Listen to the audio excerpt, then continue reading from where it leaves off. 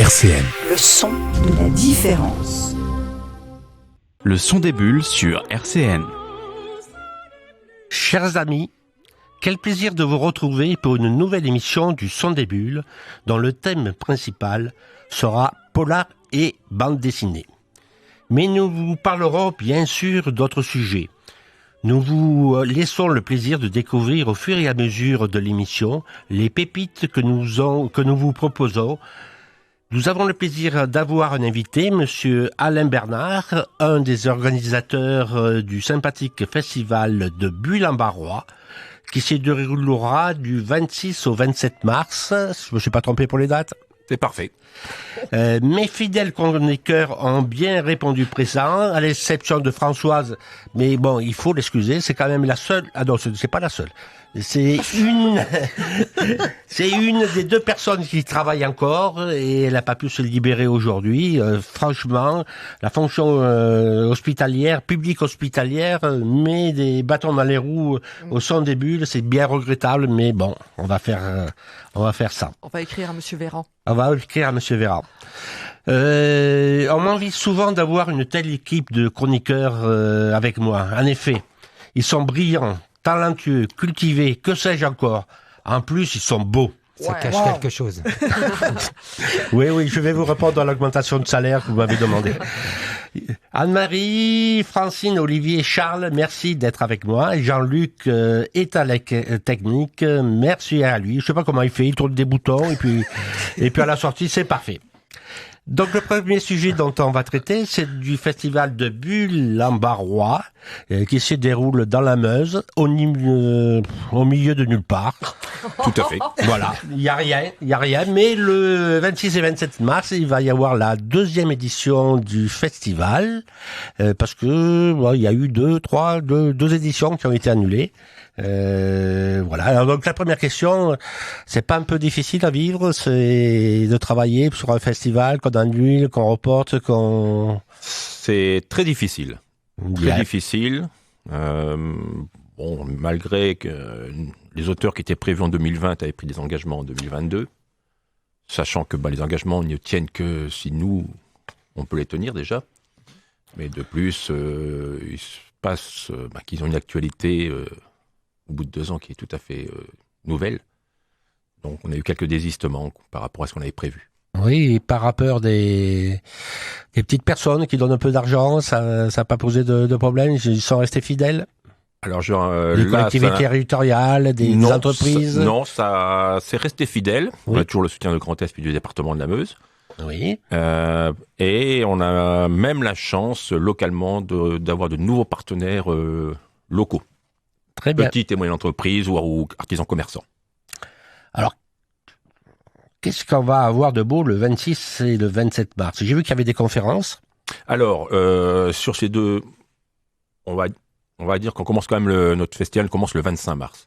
Voilà, donc avec des interventions au niveau scolaire, en lycée, en collège, et ce qui nous tient particulièrement à cœur, en école élémentaire, voire école primaire. Ça nous tient particulièrement à cœur. Surtout, ces écoles élémentaires ce sont des écoles rurales. Voilà, alors, on va aller dans les petits villages, on va amener des auteurs, on va leur faire découvrir la bande dessinée comme ils l'ont jamais vue. Voilà. Et ça nous tient particulièrement à cœur.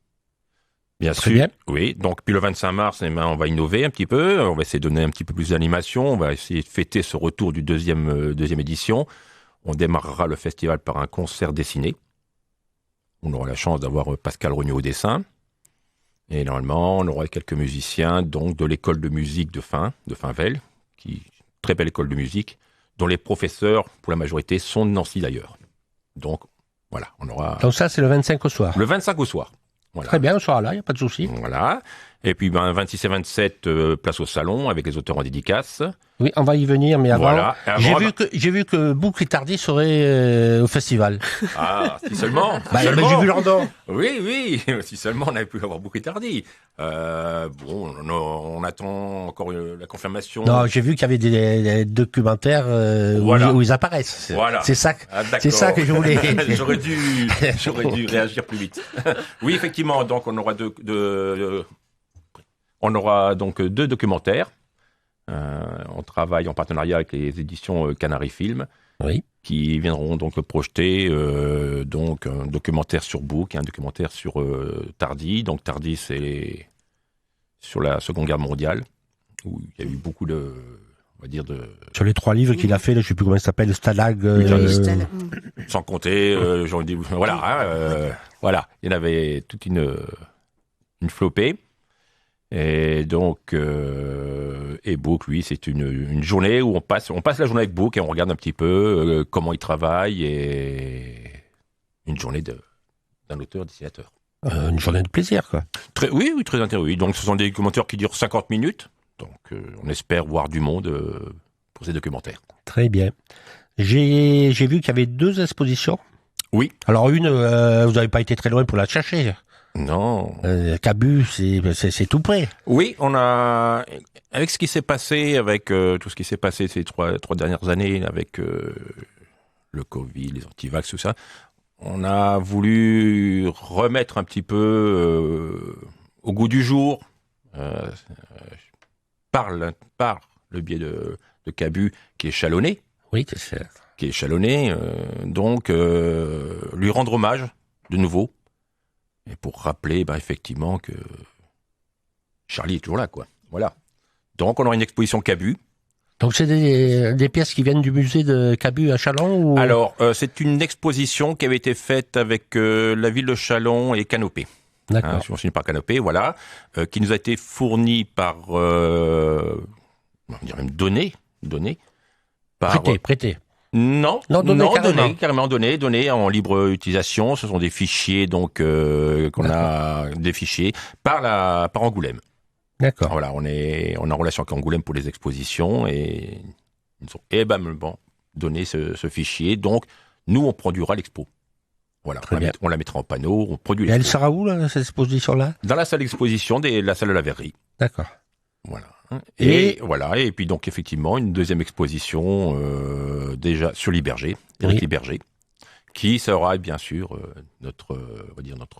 Alors lui, c'est des planches qu'il. C'est des planches. Alors. Originales ou. Là, vous allez avoir un petit peu la primeur, c'est-à-dire que ce sont des planches sur son dernier album qui sortira le 24 mars. D'accord. Voilà, donc c'est la primeur. Venez nombreux, c'est ça l'occasion. Il sera présent, bien sûr. C'est un fidèle de Bulle-en-Barrois, avec des engagements qu'il a pris depuis 3 ans. C'est un fidèle de Bulle-en-Barrois parce qu'il était présent à toutes les éditions qui ont été annulées. Voilà. Et d'ailleurs, on lui fait honneur, on conserve l'affiche de 2020. Voilà, on conserve la 2020 qui avait été faite par Bulle-en-Barrois. Voilà, on conserve l'affiche 2020 d'Éric Liberger. Voilà, et derrière, c'est l'église de... Voilà, de Finvel. Voilà, et puis devant, il a mis tous ses personnages, enfin pas tous, mais certains de ses personnages. Oui, on retrouve la plupart des personnages quand même. D'accord. Du Suer, ainsi de suite. Donc là, l'exposition sera la primeur de son nouvel album qui sort le 24 mars. Moi, j'aime beaucoup le dessin de Liberge et je voudrais discuter un peu ça avec lui, savoir comment il fait pour mettre des dessins à l'intérieur des dessins. Oui. C'est très particulier. C'est ce qui fait son talent, je pense, parce que voilà, c'est vraiment un dessin très particulier qui plaît pas forcément à tout le monde. Mais moi, je suis très amateur, on est beaucoup et voilà. Donc on va se faire un plaisir de le recevoir le 25, 26 et 27 mars. Et ses dédicaces sont superbes. C'est magnifique. Ouais. Et il prend le temps. Oui, exactement. Prend le et temps, de discuter aussi. C'est vraiment quelqu'un de très abordable. Très abordable, très gentil. Alors, il a eu de gros soucis, donc là, pour nous, c'était engagé, c'était un grand honneur qu'il vienne cette édition 2022. Et à part Liberge, ou Liberger, je ne sais pas trop comment on dit d'ailleurs. Liberger, je me souviens. Liberger, allons-y. Est-ce qu'on a d'autres auteurs qui viennent? Alors, ça fait déjà aussi 2 ans qu'on le titillait un petit peu. On l'avait rencontré au Livre sur la Place à Nancy. C'est Jacques Terpan. Grand dessinateur aussi. Voilà, grand dessinateur, grande série, beaucoup d'adaptations, dont son dernière adaptation de Jean Genot qui est magnifique. Voilà. Oui. Et jusqu'au mois de décembre, on a attendu, et c'est très rare. Je tiens à le dire, c'est très rare. C'est lui qui nous a recontactés pour venir. Bon. Ça, c'est très très rare. Voilà. Il nous a fait. Il sera présent aussi. Jacques Terpan, Gilles Mésomo, qui sera notre régional, on va dire. Voilà, notre régional, puisqu'on a notre local qui est Jean-François Kieffer, notre Meusien. Oui. Et on a Gilles Mésomo qui est un peu, je veux dire, le chouchou de Bulan-Barrois. Il faut dire qu'il est tellement sympa. Très sympathique, voilà. Qui ne peut être que le chouchou. Non. Et d'ailleurs, Gilles sera en atelier, en conférence au collège Robert Aubry à Lyon-Barrois. Il nous fait des sons directs, voilà, donc... Allez, vous avez encore le droit de citer 2 auteurs pour nous faire envie. Allez, un qui n'est pas confirmé, mais qu'on espère qu'il va se réveiller, qu'il va nous confirmer ça très, très rapidement, c'est Turf. Oui. Donc, il est très attendu. Alors, je ne sais pas si on dit Turf, voilà. Et il va venir de Marseille, du soleil de Marseille. Oui, ça ne sera pas le seuil de Marseille. Dans la brume, pour venir dans la brume meusienne. Il nous dit qu'il n'avait rien de prévu et qu'il était OK. Donc, maintenant, on attend qu'il nous confirme. Je sais qu'il est sur un nouvel album, sur La Nef des Fous, sur le 12e album. Voilà. Turf, on a qui d'autre? On a Elisabeth Olville. Alors, Elisabeth Olville, qui était venue, on va dire, en 2021 à Bulan-Barrois rétréci. Donc, il a fait quand même, on avait maintenu une intervention au collège Jean Moulin-Revigny, donc qui était venu au collège Jean Moulin. Et on se devait de la faire revenir au festival, auquel elle vient de sortir un dernier album qui est très beau. Oui. Très bien, l'album. Je ne sais pas si beaucoup l'ont découvert. Elle a participé aussi à un album collectif qui s'appelle Axolot. Et un auteur qui vient de Chine, c'est ça? Ah, qui vient de Chine, on va dire un Parisien qui vient de Chine. Il vient du quartier chinois. Oui. Oui, c'est Nichongri. Mm-hmm. Mais je crois qu'à Nancy, il est déjà connu. Oui. Il est déjà venu. Il a dû venir à Villers, il me semble. Voilà. Donc c'est pareil, c'est un auteur qu'on avait invité en 2020 et qui est prévu en conférence, normalement pendant le salon. Oui, j'ai vu sur l'histoire de la... Oui, la culture, révolution culturelle. Bien. Donc voilà, et puis il parle de son vécu. Même s'il est parisien, ça fait que 8 ans qu'il est sur Paris. Et donc, il est accompagné de son épouse qui traduit. D'accord. Voilà, c'est pas un bout de français, mais voilà. Qu'est-ce qui nous manque dans cette présentation? Aussi une question Nicolas Debon. Nicolas Debon. Dont on a parlé. On parle du Grand Est, on parle de marathon. Nicolas Debon chez Futuropolis, c'est ça? Oui. Non. Un auteur très sympathique aussi. Marathon, non. Non, je me trompe. C'est rare, mais ça peut arriver. C'est Futuropolis, il me semble. Futuropolis, je ne sais plus, mais... On vérifiera, on vous dira ça après la pause. Allez. Oui, Nicolas Debon, dont on va découvrir, qui a l'air très sympathique, donc on espère bien... C'est chez Dargaud. Dargaud. Je me suis trompé non, mais c'est chez Dargaud. C'est chez Dargaud. Ils ont changé d'éditeur au dernier moment. Il y a 5 minutes. Et question importante. Je viens à Bulan-Barrois, est-ce que j'aurai à manger? Toi, personnellement? Oui. Alors, voilà. Quelles sont les petites questions, restauration, oui, bien sûr. les mesures sanitaires? Oui. Donc, bien sûr, passe vaccinal en vigueur. Oui. On espère d'ici là la levée du masque. Ça, c'est encore pas fait. Bon, ça se fait dans des lieux où les spectacles sont assis. Donc, il n'est pas concevable qu'on soit assis pendant le festival Bulan-Barrois. Je sais que ça s'est fait ailleurs, mais nous, non, c'est pas concevable. Ça doit rester quelque chose de convivial, d'échange. Voilà, donc on espère surtout ce retrait du masque d'ici. On a bon espoir. Le gros problème, c'est que si tu fais asseoir des visiteurs devant un auteur, t'es pas prêt de le faire relever. Voilà, déjà, voilà. Et puis, je vois pas comment on pourrait... comme à la boucherie ou à la charcuterie, donc on distribuerait des tickets. Ouais. Voilà, où on fait sur réservation. Non, c'est pas le but. Ça doit rester quand même un événement convivial où il y a de l'échange, où les gens sympathisent. Voilà, donc on compte là-dessus. Donc même effectivement, on a quand même de conférences, même les projections. Mais on a une bonne espoir que le masque soit retiré d'ici là. Ils ont déjà fait. Au pire, ça se fait avec le masque, mais ça se fait quand même. Oui. Voilà. Sur le masque, au pire, ils vont le retirer la veille des élections. Oui, voilà, éventuellement. Non, mais donc passe vaccinal, effectivement, et donc sur place, restauration rapide pour on va dire un petit peu toutes les animations qui existent, restaurant rapide, on aura une belle tombola avec des albums de bande dessinée à gagner, par exemple. Je peux jouer? Tout le monde peut jouer. Bon, je précise que c'est pas gratuit. Oh, non, ça va. L'entrée du festival est gratuite. J'ai une petite retraite, mais j'arriverai à investir 2-3 euros. Oui, sans je aucun pense problème. bien, Jean-Jacques. Oui. Voilà, oui, je tiens à préciser aussi, bien sûr, que le festival sur les 2 jours, que ce soit samedi, dimanche, est gratuit. Très bien. Une innovation, c'est que cette année, cette 2e édition se passe le samedi et le dimanche, contrairement à la première édition où on n'avait fait que le samedi. Pour permettre donc il y avait quand à même tout le public. Il y avait quand même quelques auteurs le dimanche. Oui, quelques auteurs comme le dimanche. Mais là, on a pratiquement tous les auteurs jusqu'à, on va dire, 15h30, 16h. Ouais. Très bien. Après, il y a les trains pour repartir. Et après, il y a les trains. On fait pas ce qu'on veut avec la SNCF. Je sais. D'ailleurs, j'ai un grief vis-à-vis d'Alain, parce qu'on travaillait tous les deux à la SNCF, et c'est lui qui m'accordait des congés. Et quand je suis parti à la retraite, il m'a volé un jour de congé. Je comprends mieux. Mais c'est marrant parce que apparemment, t'es pas le seul. Non, ça se passait très bien. Oui. Autre chose à rajouter, Alain? Bah écoutez, non, voilà, bon, voilà, venez découvrir. Donc si vous voulez découvrir les 30 auteurs qui seront présents, allez sur notre site internet bulambarois.2018@gmail.com. Ce serait bien qu'on mette ça sur la page Facebook. Tout à fait, on va mettre... Ou sur le Facebook aussi. Il y a moyen de mettre un lien vers monsieur là qui fait des trucs, je comprends rien moi là-dedans. Oui, on va faire ça, oui. On va faire ça. Tu comprends quelque chose, toi, Charles? Non, bon, on laisse faire les jeunes, et puis voilà. Très bien, merci. Eh ben c'est moi, avec plaisir. Merci à Voilà, vous. depuis la dernière émission du Son des Bulles, est paru le numéro 2 de Métal Hurlant. Un pavé, mais alors un vrai pavé, là, c'est le soir quand on lit ça au lit, ça tombe souvent, mais c'est comme ça.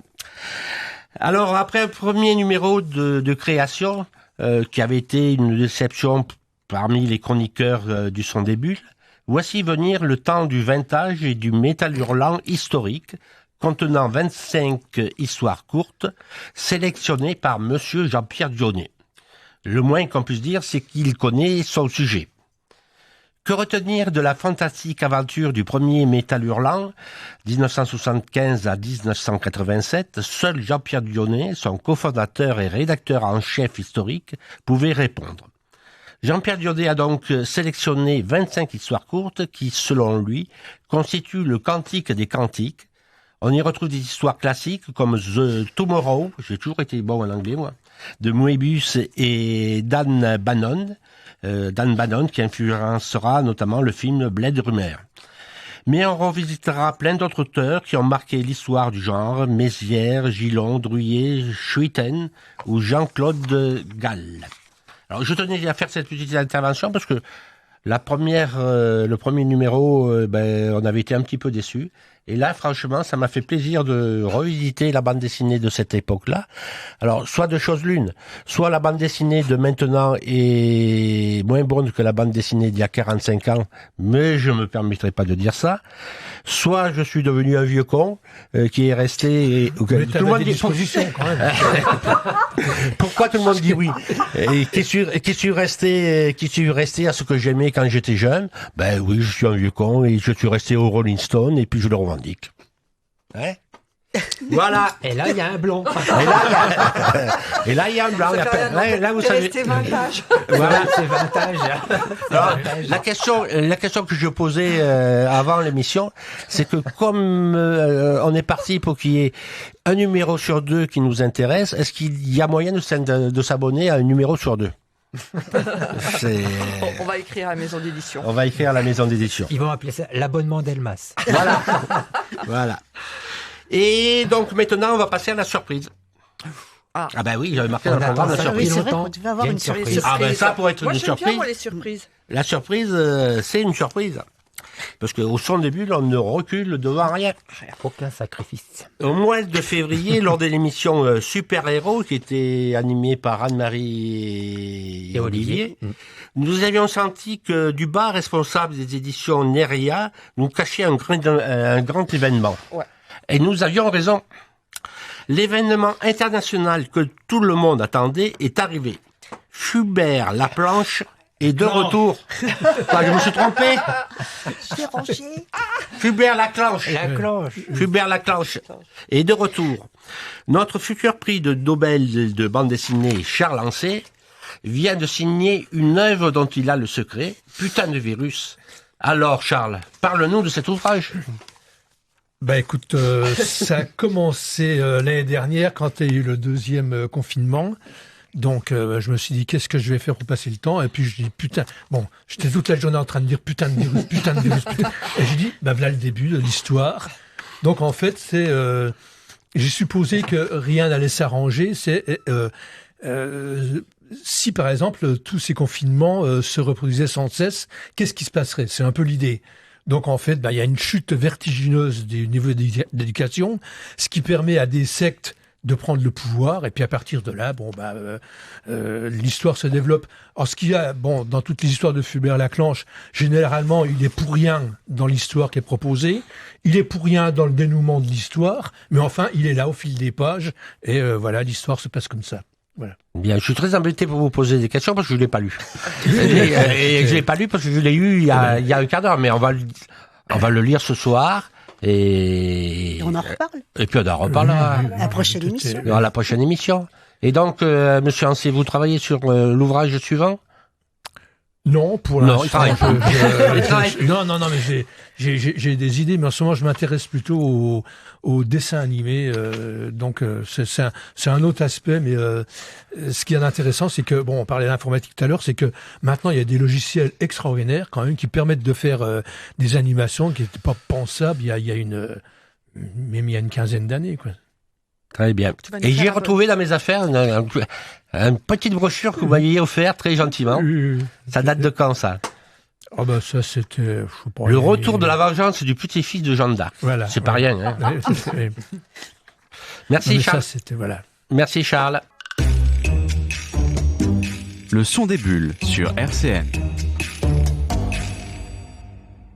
Et maintenant, nous allons attaquer notre rubrique Polar et BD, ou BD et Polar, j'en sais trop rien, c'est pas grave.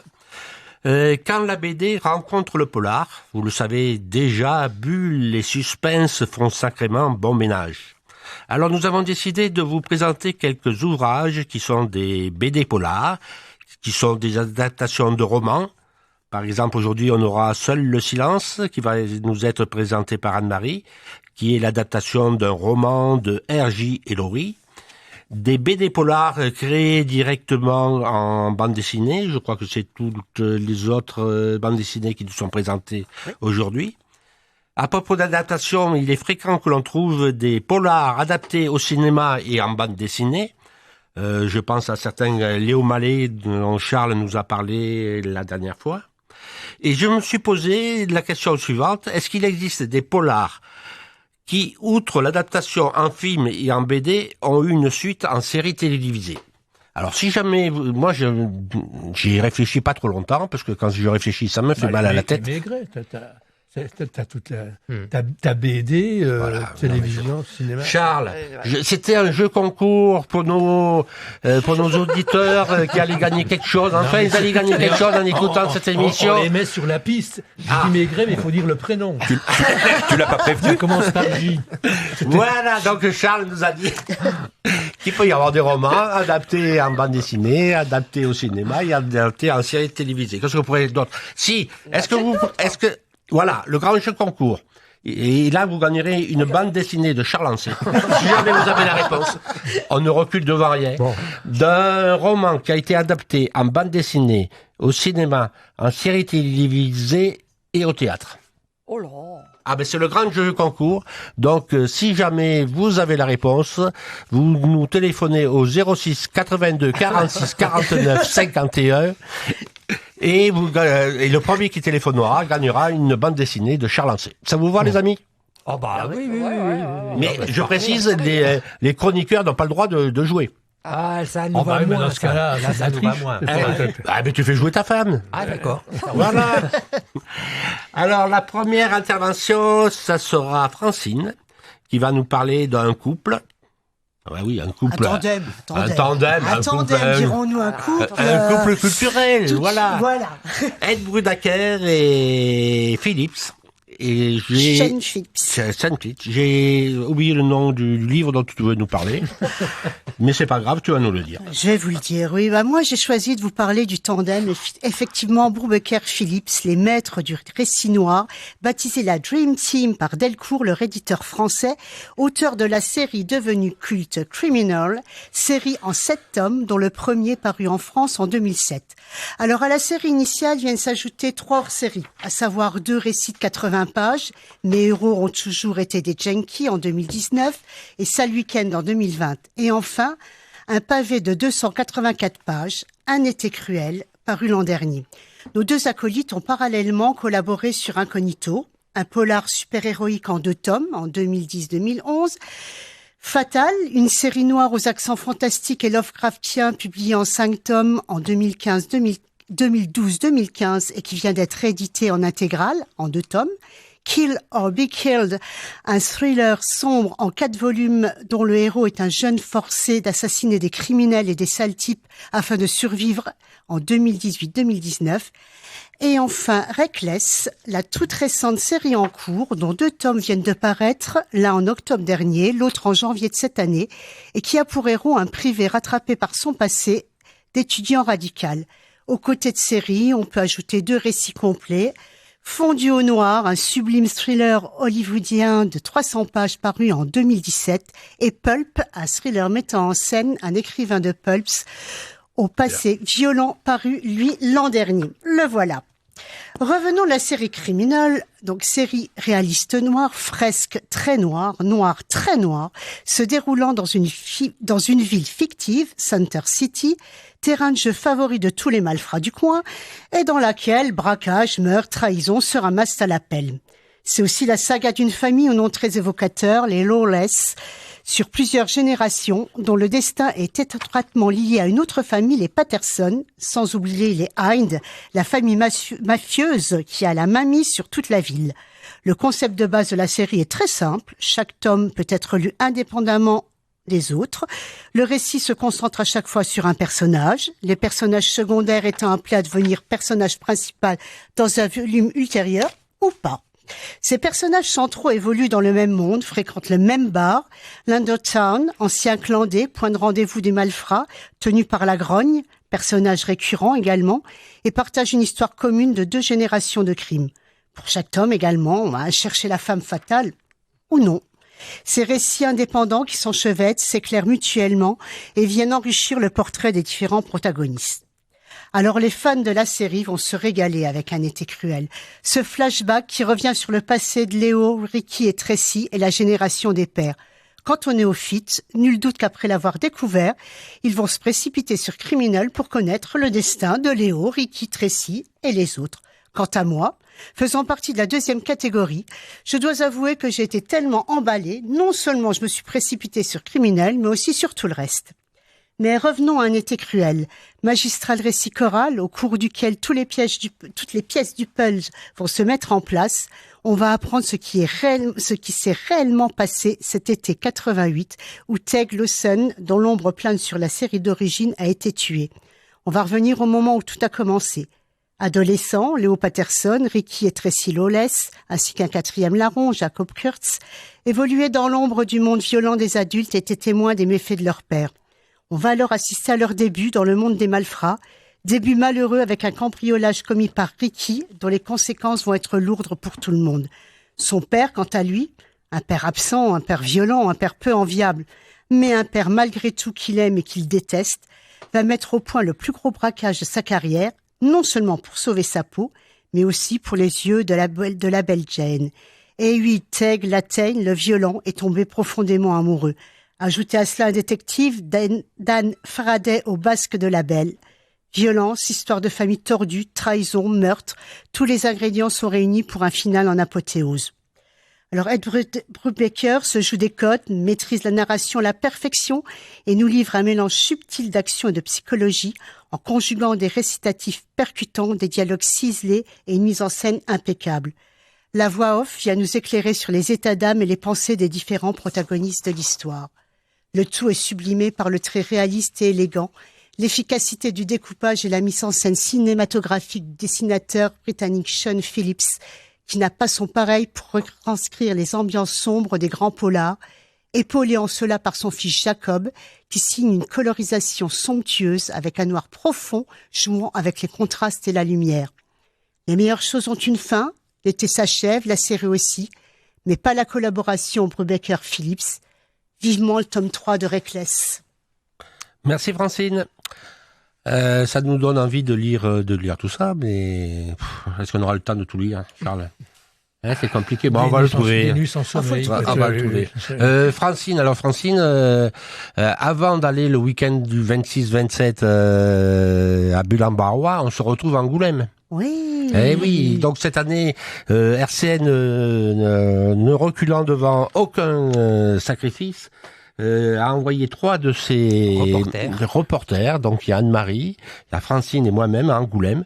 Et donc on vous reviendra avec plein de reportages. Et des valises très lourdes. Et des valises très lourdes, c'est ça un peu le problème. Spécialité culinaire. Une bouteille de Pinot, c'est Voilà. ça. Voilà, bon, d'accord. Tu auras ta bouteille de Pinot, il n'y a aucun problème. Moi, ça sera cognac. Et cognac. Bon, c'est tout, Olivier. Et de très bons biscuits de la maison Balthazar. Ah, ben voilà. Qu'on peut également commander d'ailleurs sur Internet. On peut faire sa commande et tout. Et ils sont excellents d'ailleurs. Je devrais recevoir un petit paquet cette partager semaine de la maison. Non. C'est pour un anniversaire, mais chut, On le dit pas. on le dit pas. Monsieur Olivier, Présent. alors vous avez été voir du côté de Charles Burns. Oui. On reste un petit On peu reste outre-Atlantique. outre-Atlantique, on va dire, avec un détective privé assez particulier qui s'appelle El Borba. Alors El Borba, il est un peu particulier, un peu spécial. L'auteur dit de lui que il est plus dur que l'acier.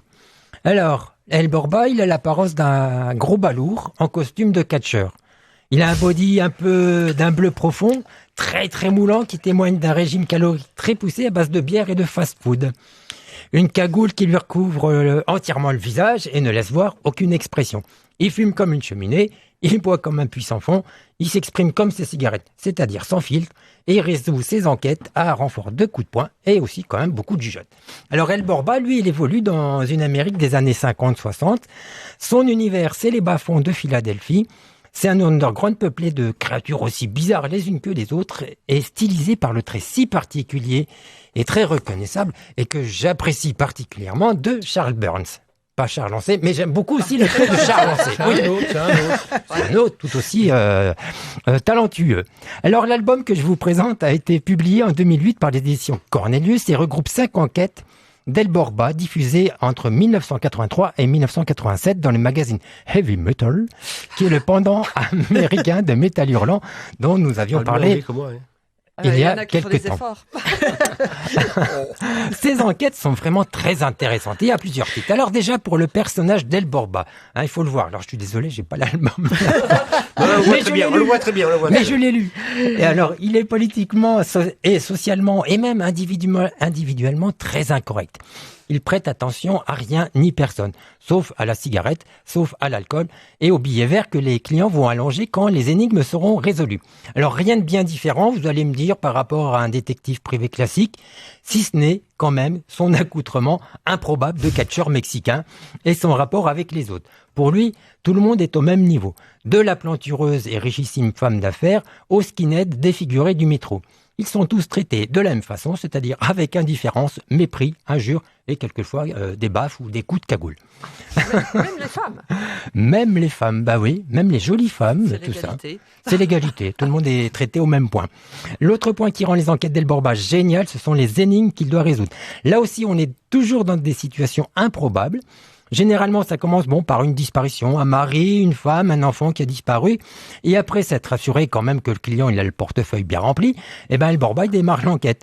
Et c'est là, ça l'embarque dans des aventures qui prennent une autre dimension. Ça va être par exemple une société secrète qui produit des substances pour rendre les gens addicts à leur hamburger. Une mafia locale qui cherche comment atteindre l'immortalité. Ou la dérive psychiatrique d'un employé d'une entreprise spécialisée dans le don de sperme. Bon, voilà. Alors les histoires sont toujours très étonnantes et bien sûr le mécanisme du polar est respecté car on ne connaît pas le coupable jusqu'à la fin de l'enquête. Donc il y a un suspense qui nous tient jusqu'au bout. Et puis voilà. C'est qui le coupable ? Mais je vais pas vous le dire, enfin, il faudra lire l'album. Et enfin, il y a l'ambiance et l'univers graphique de Charles Burns qui donne une tonalité vraiment originale à ses histoires.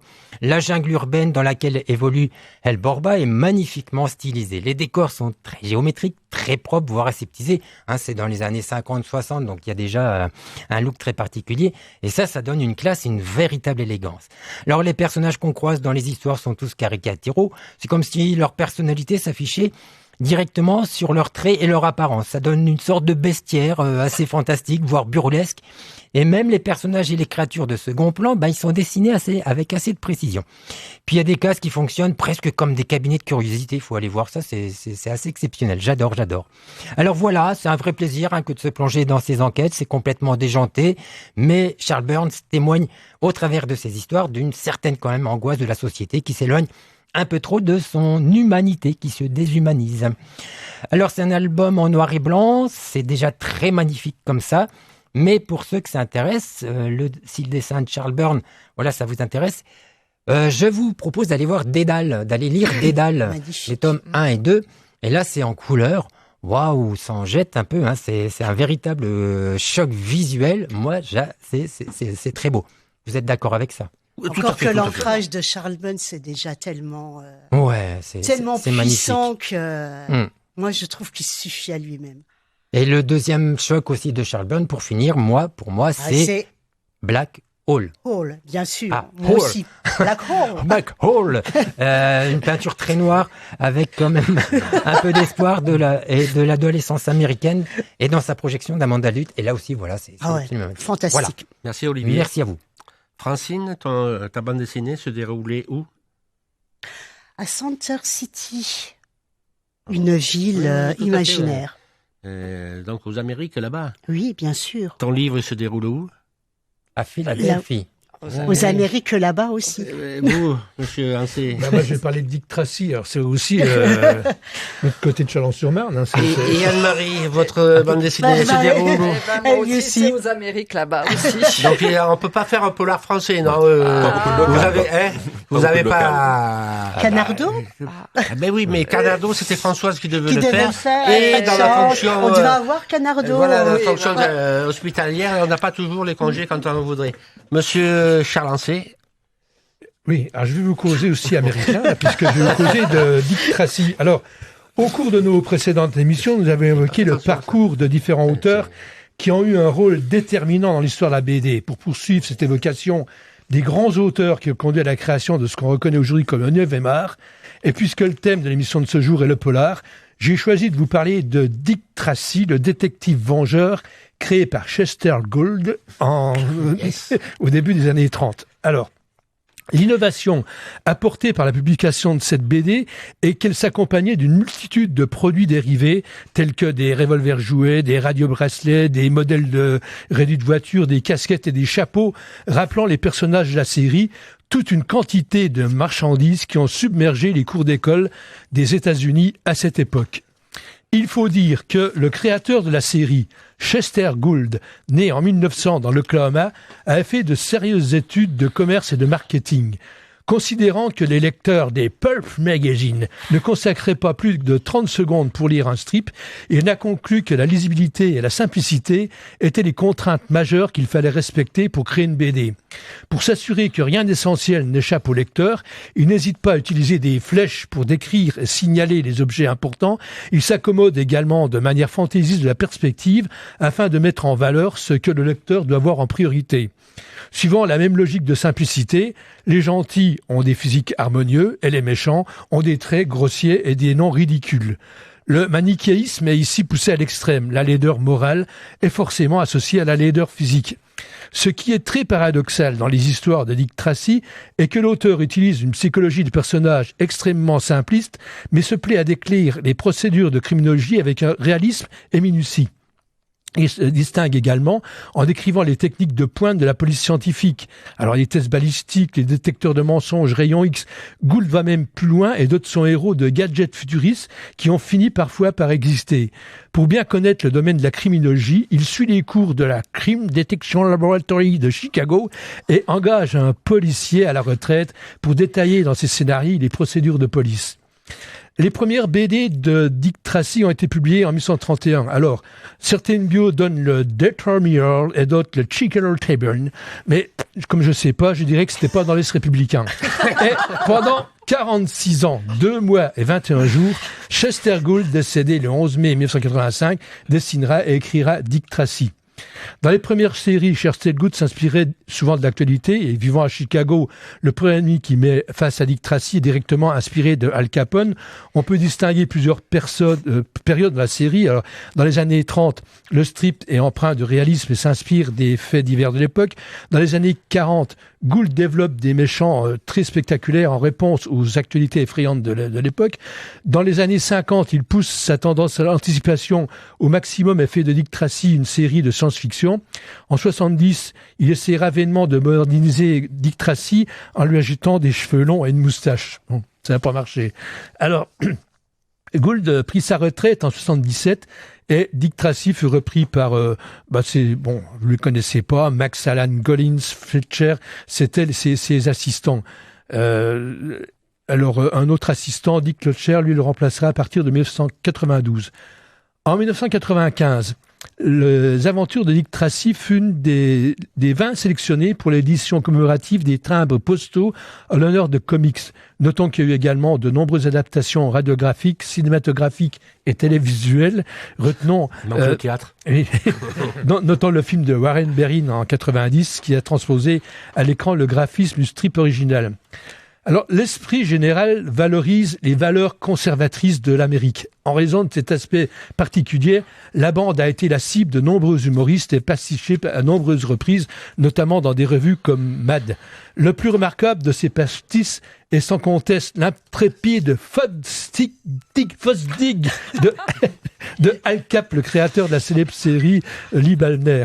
Alors que Dick Tracy est un policier brillant et impitoyable, Fosdick est un gaffeur impénitent, un bouffon à l'intelligence limitée.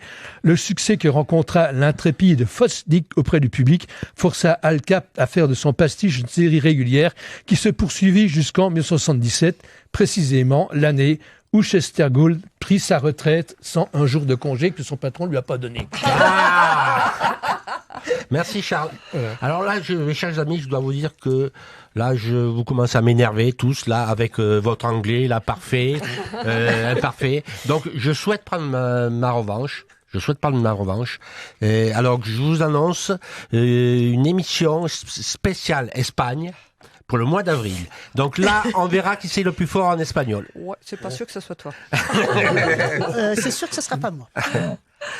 Et on va terminer par une bande dessinée que j'ai adorée. Personnellement, j'ai vraiment adoré. C'est Seul le silence, qui est tiré qui est l'adaptation d'un livre de Hélory. Ouais.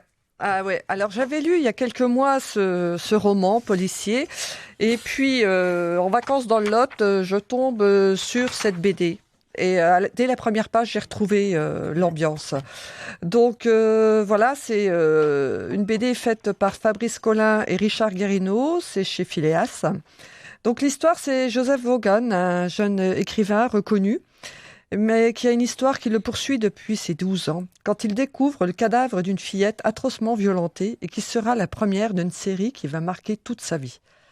Le roman de R.J. Hélory, publié en 2007, fut salué comme un roman de serial killer à la mécanique parfaite, et je dois dire que la BD reflète parfaitement l'ambiance du roman.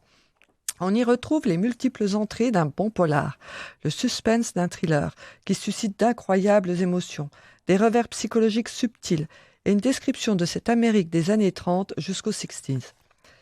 Joseph Vaughan ne se remettra jamais de sa découverte à 12 ans de ce corps horriblement mutilé d'une petite fille qui est en classe avec lui, ni des autres amis qui sont retrouvés dans cette petite ville de Géorgie où tout le monde se connaît. Joseph est orphelin, il vit seul avec sa mère fragile qui est emportée par le scandale et la dépression, laissant son fils se débrouiller seul pour survivre dans cette campagne reculée face aux drames récurrents. La paranoïa s'empare du voisinage, évidemment. Le premier soupçonné est le voisin allemand. Il faut se rappeler que la scène débute en 1939, alors que l'Allemagne attaque une partie de l'Europe. Joseph, jeune adulte, tente de se construire une vie amoureuse et que la chance lui sourit. La malédiction réapparaît de la pire façon. Un nouveau corps, de nouvelles mutilations. Joseph se trouve trop souvent au mauvais endroit au mauvais moment, et cette obsession qui le taraude commence à faire peser sur lui tous les soupçons. C'est bien sûr l'histoire d'un tueur en série et d'une enquête au long cours, mais qui semble coller à ce fils de fermier qui se passionne pour l'écriture.